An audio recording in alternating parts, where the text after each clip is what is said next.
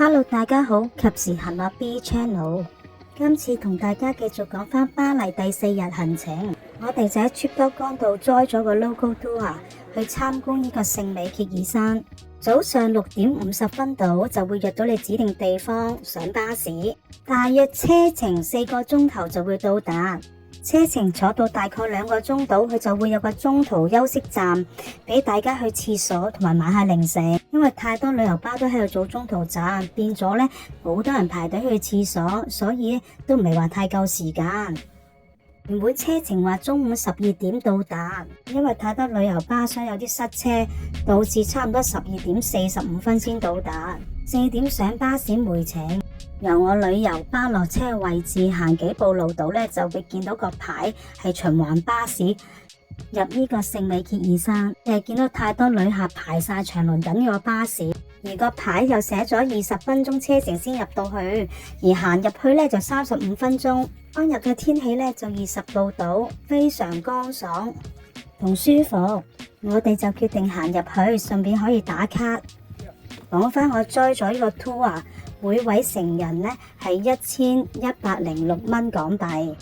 點解咁講？呢個價錢係冇 local tour 帶我哋上去，只係話指定地方集合。上到巴士呢，就會有個職員呢會俾埋呢個上修道院個票我哋。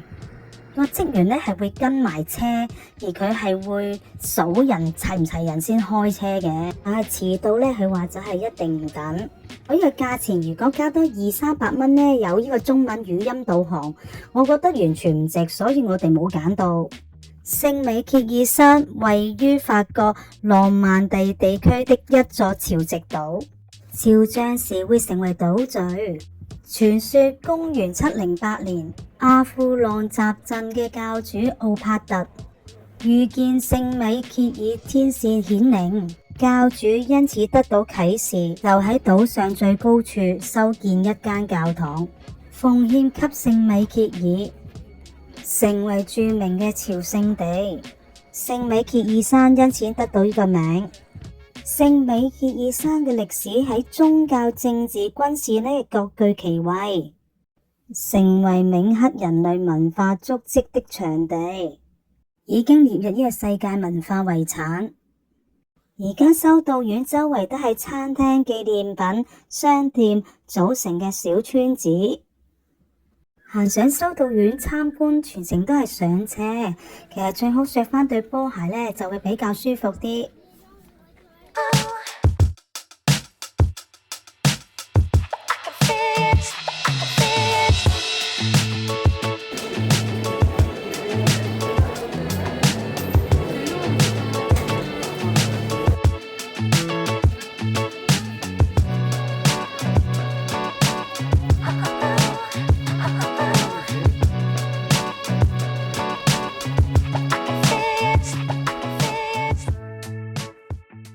呢度就係上修道院嘅入口，真係人山人海。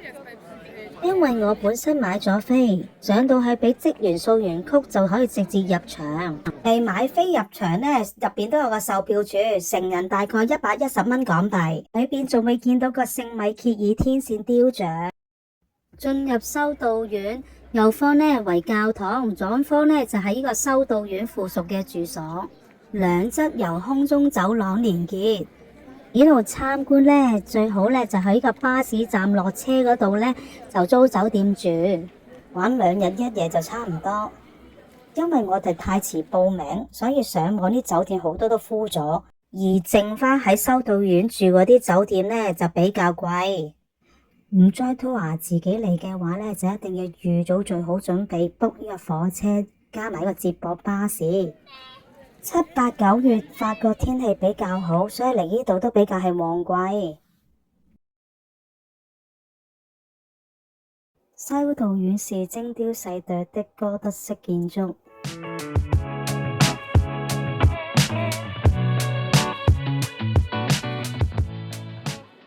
呢個教堂係11世紀嗰時係羅馬式建築，但係聖壇部分喺個1421年英法百年戰爭而被破壞。戰爭結束後重建，就變咗哥德式建築。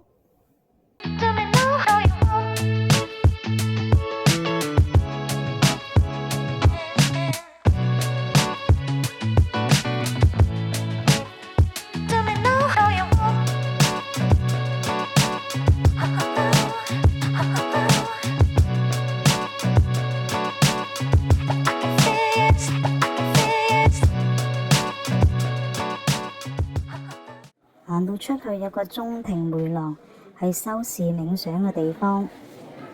迴廊中間有個花園，代表天堂。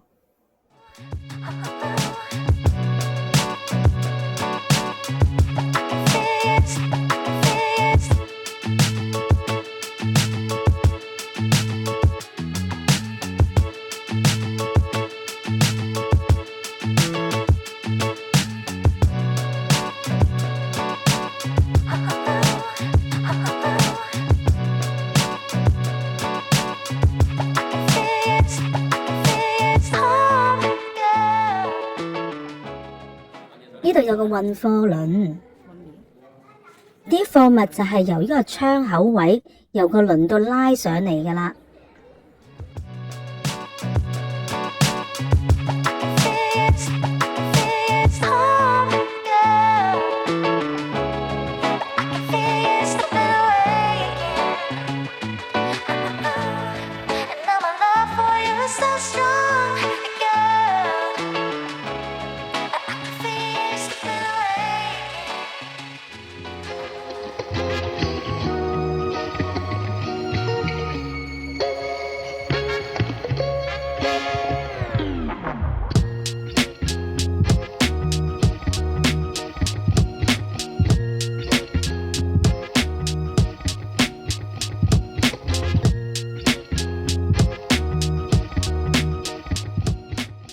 落車行去聖米歇爾山，上埋修道院，而家落花村，差唔多用咗2個幾鐘，已經係下午2點幾。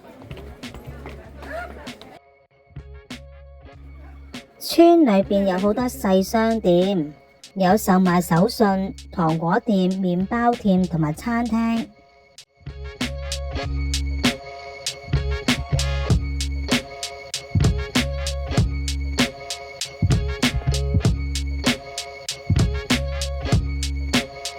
如果嚟聖米歇爾山想睇潮象，喺出發當日記住睇返網上佢嘅潮汐時間表。詳細資料呢，我都會喺 YouTube 度擺返條 link 俾大家方便睇。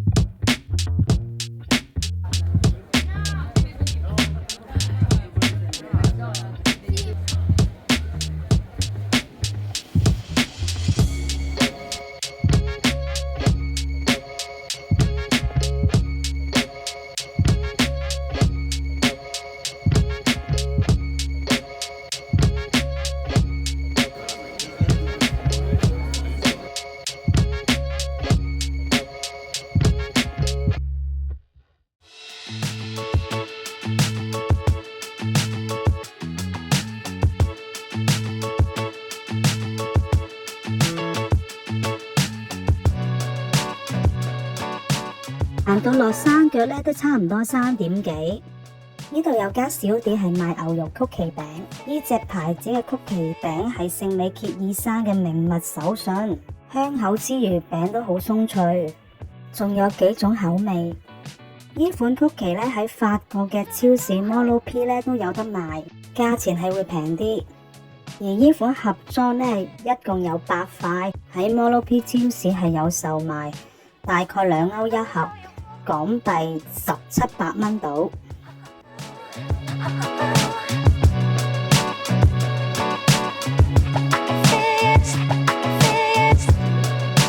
原本諗住去間好出名嘅餐廳，專係食呢個烘烤空氣蛋，門口都有好多人排隊，而我又唔夠時間。網上睇食評，呢間餐廳個空氣蛋味道好普通，都港幣300蚊一件。我都想去試下，但可惜今次係唔夠時間，唯有慳錢啦。呢度行返出去分零鐘到，右手邊就會見到個循環巴士，係梅程。呢度好多遊客都係載咗 local tour， 至3點幾嗰段時間都好大量人係排隊上車走，大概8分鐘到有一架，車程時間大概都係8至10分鐘到。